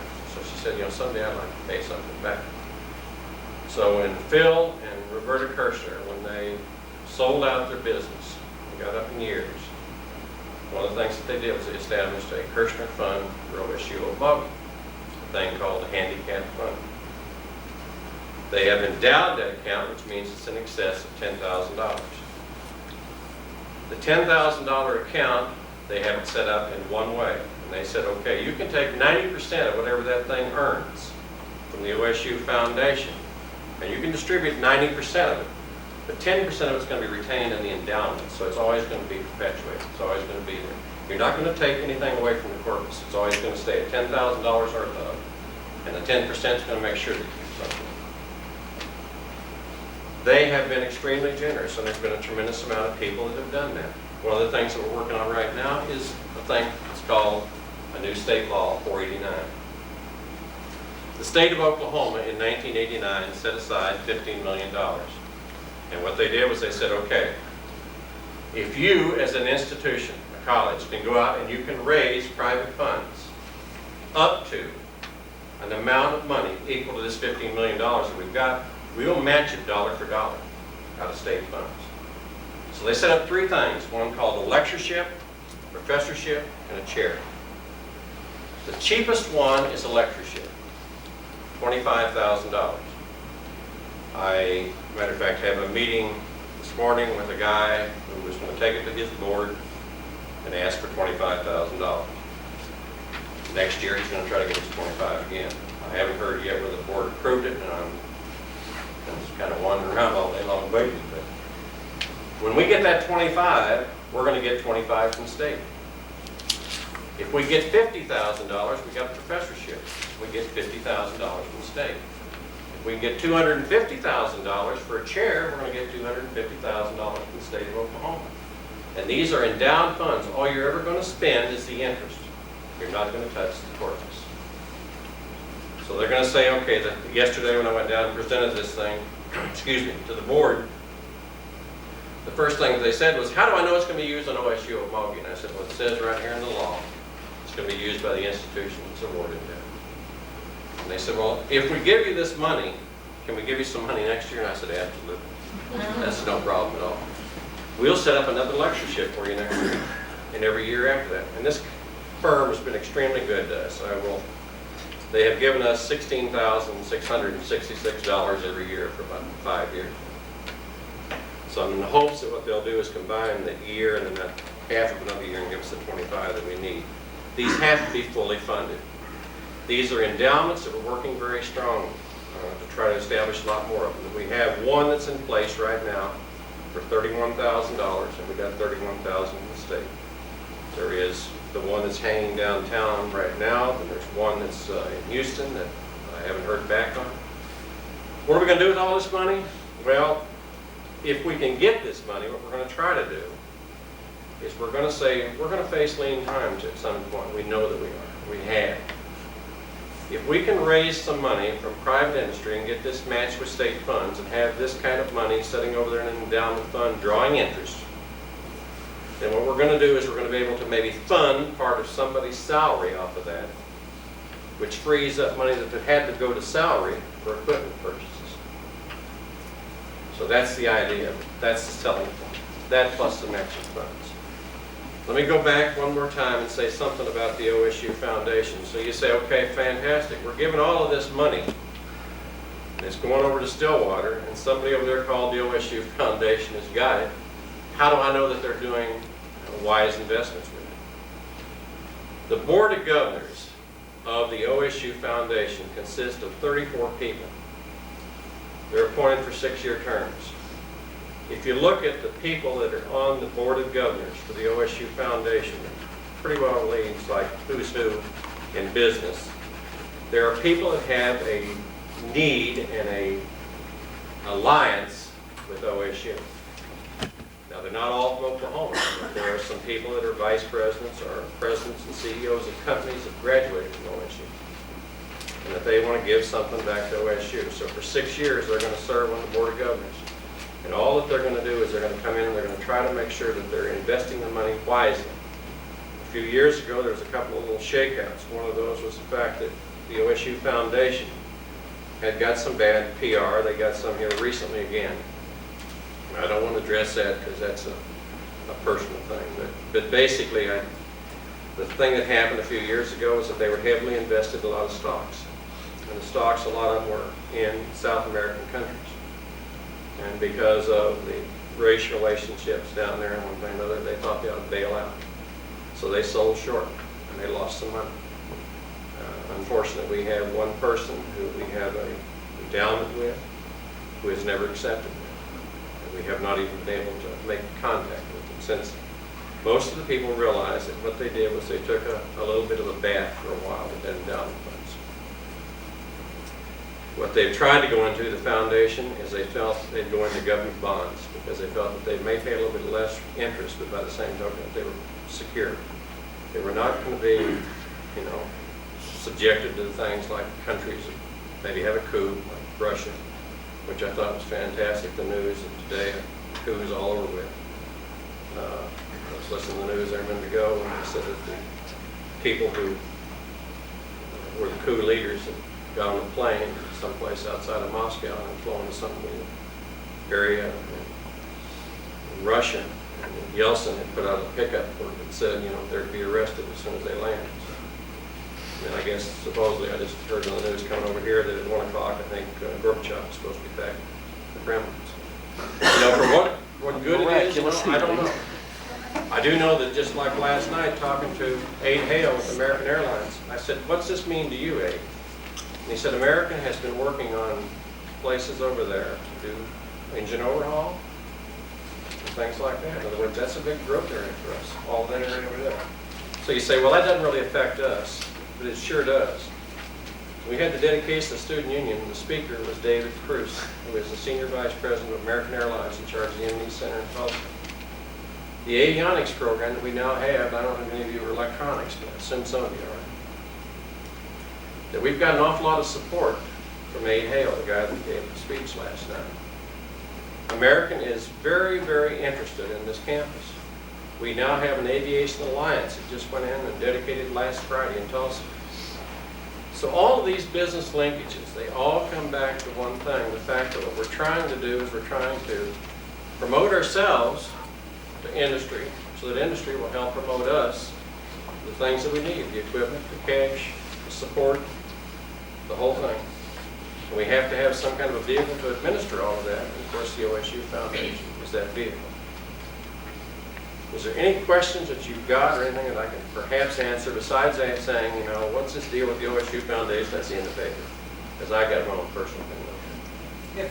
If I donate, Thank you. I have Appreciate that. donated to the OSU Foundation, Yes, but sir. it's in Stillwater. It's our bank. That's all it is. It is our bank. It will be used on this campus. We get a computer printout every month or anytime there's any kind of a change in the account. How do they know it's to this foundation? It goes to our office, we put our own code number on there, we send it to the foundation office with our code number on it. But I've sent it to them. No, they used to give it to us, and we'll take care of it. That's what I'm, Yes, I want to make sure absolutely. it comes here. It has to go here, first of all. We have a list of about, 2.5 pages legal size of accounts over there that are ours.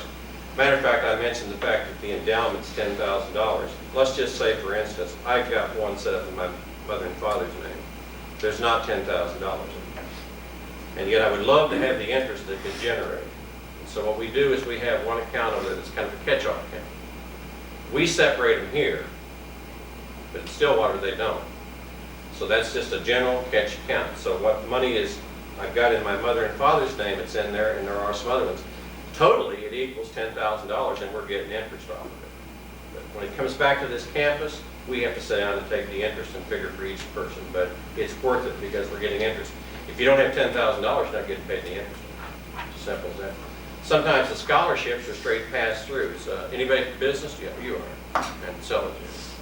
Oh, you know, what are you doing over here anyway? For God's sake, you've been here so many times. Retired 3 times. But basically, the business department last year, I got a friend that's with OSU Oil Company. I asked him if he could help us out. He sent us a little scholarship. It was $500. It's a one-time deal. We're going to hope it's going to perpetuate every year, and hopefully it'll grow to 1,000. We took 2 students and we gave them $250 each, and that was it. The scholarship was gone. It wasn't an endowed. It was just a straight pass-through. Manufacturing technology, we've got one with Braden Winch Company. Same type thing. Passes through. We have some that say, you know, there's enough money in this endowment fund, and we've got some endowment funds, we've got some that are over $100,000. People have given to this campus, and that endowment sits there, and you figure the amount of interest that it generates is pretty good. So what we do is we take that interest, and every time that they pay us that interest on a quarterly basis, we drop that into an operating account. And then some student of yours comes through and it's got a need and says, you know, I can't go to school because I don't have the $250 or the $300 it takes. What we do is we execute a transmittal form that takes that money from that operating account and pays that student's tuition, in other words, it's a fee waiver. That's what they're set up for. They're set up specifically under the guidelines if whoever wants to set them up. My mother and father's, I set that up to be some student in the business and office occupation department and maintain a certain grade point average, be enrolled in a certain number of hours, etc. I hope someday to get to $10,000. Unless sellers loan me money, I'll probably never get it. I have one question. Are any of these revocable? Yes, some are. Germany's had trouble with that. Majority of these are not. Most of these, a lot of times, were set up by jointly between, you know, the husband and wife, and then usually there is one survivor now. Sunday, I'm going to try to have dinner Sunday night with a friend and got an endowment. Her husband used to teach on this campus. For example, are these $25,000 chairs, will they be? Not chairs, lectureships. Lectureships, will they be revocable? No.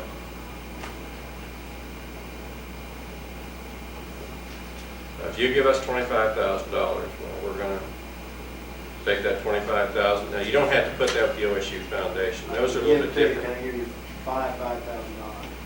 Can you? Absolutely right. You want a form? But no, what they can do is, if you've got, and that's honestly a good question, it really is, because someone said, well, on this law, you know, if you have this, do I have to give you $25,000 at one time? I said, no. You give me half down now, 12.5. You got 3 more years to get the other 12.5 on the table. The problem is I don't get any interest till all 25 is in. We don't have to go with the OSU Foundation. Matter of fact, we're the person that's never understood the fact that there has been a shortfall. We're going to try to approach that person on the basis of saying, look, we'll give it to the state regents and let them put it in their fund, because that's one of the 3 places we can put it. And I don't know whether that'll sell or not, to be very honest. And unfortunately, it's just one of those things that it should never have happened, but it did. And I don't think we ever gained the ground back. That was caused by pressure from the OSU faculty. No, well, by which one? The OSU faculty raised a stink about the money being... A lot of it, yes, there's part of that precipitated. That's correct. That's correct. Sure did. That is a part of it. Absolutely. The repercussions, are still being felt. Most people understood it, but some people just haven't. So we try to do a lot of goodwill, really, I guess is what it amounts to. I will say one more thing, and I'll get out of Joan to go ahead, because she's probably got more important things to say than I do. Yeah, when I took the cake up last Monday with Burlington Northern, the guy was, first of all, flabbergasted. He really was. And he said, he said, that's really remarkable that you all remember. He said, we got a letter from the college in Seattle, Washington the other day that said, we haven't got your contribution for this year. Are we still on your mailing list? And I said, so man, I mean to tell you, I'll take all kinds of cake if they give me $5,000, because it isn't our money, it goes to you all. It's for faculty updates. Things that we can help you do that we can't get state funding for. There's only X number of dollars. We can't send you all the places you want to go. And if you'll come around in about November or so, we should have the Halliburton Fund back in place again. But right now, the Burlington Northern Fund is there. And like I say, I want to try to perpetuate that every year. If I go down Sunday and then Monday, one of the stops I'm going to try to make is the Burlington Northern Foundation, because we've got all kinds of pictures that we took of the cake. I'm going to take them by their PMO office and leave with them. Pay on. Don't say that. Any questions that you've got? If you happen to know somebody that's got $25,000, or if you know somebody that really would like to make a contribution to OSU Okmulgee, we'll be happy to work with them anyway. It doesn't have to be $25,000, but if you know people that have got, financial resources, or companies, individuals or companies, that feel that they'd like to give something to education, I can't think of a more worthy cause. I really can't. I believe in this place. Somebody that's retired 3 times. Bob, Yes, does it sir. have to be an individual or a company, or could it be a group, say, Or it can be a group. for instance, we have an advisory committee with 25 people. Absolutely. Yes, that's a good Each point. company on the Kicks advisory in and committee. makes it, matter of fact, we talked about this one time. We approached your advisory group about everybody kicking in a little bit of money from his advisory group and saying, let's just call it the diesel, lectureship or something like that, or diesel heavy equipment. They haven't bought it yet. Rick has got a few unusual things down in his department that are really great. He's got one with our equipment company in which they bring in equipment. He uses it for a certain period of time. They figure the clock hours of usage and say that's their contribution to the gifts of goods in kind. And that goes against the matching fund of the $25,000 that Caterpillar gave. And nothing wrong with that. We'll work any which way, shape, or fashion that we possibly can, you know, as long as it's legal.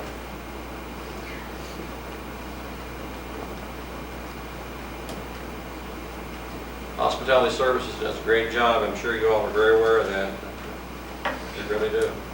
The meal last night was really excellent. Aid Hale, great complimentary meal. Thank you. And again, that's the things that win friends. Aid Hale's a local boy who is, you know, now a vice president of America. You know, I don't know where he's going to end up going. He's still got quite a few years of beautiful life left in him. I left him last night. But one of the friends of ours said, you know, we all go out to the club. And he said, I got to get up at 4:30. He said, I've got to be in Washington, D.C. testifying for the Federal Aviation Authority this morning at about 10. And he said, and I thought that's pretty good. He said, it's time to come down here, do the graduation speech, go back home and get at 4:30 and go catch a plane to go to Washington, D.C. It's the kind of support we need. Thank you. Appreciate it very much. Joan Reynolds. She can tell you all kinds of things that are really interesting. Yeah, if I don't know it, I'll make it. Huh? I said, if I don't know it, I'll make it. Well, I see you are due for a break in about 10 minutes. Oh! Thanks a lot. I wanted to make sure that was on tape. I do have some overheads, and I'm going to have to use those because my secretary made these. And if I go back to the office and tell her I didn't use them, she may not let me stay. Well, that's So- right. I didn't break, but I was going to tell him she didn't use it. Never mind. Let's see. Stephanie, where's your on? Just push the red button. No. This one's going over here. Okay. Like his face. There we go. I appreciate that, and I think I'll leave. Sorry. Okay. I am Joan Reynolds, and I'm coordinator of the Institutional Assessment Office on campus.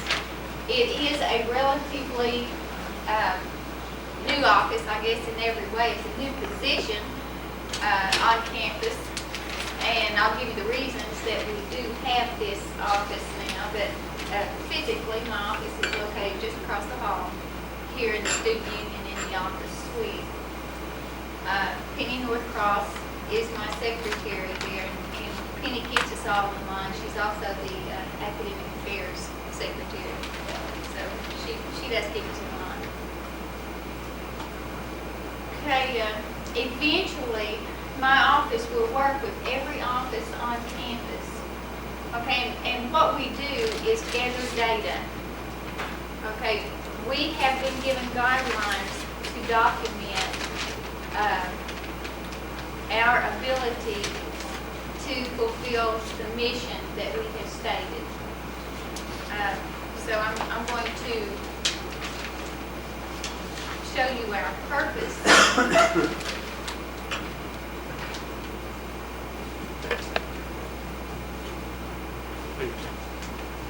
Everybody see it?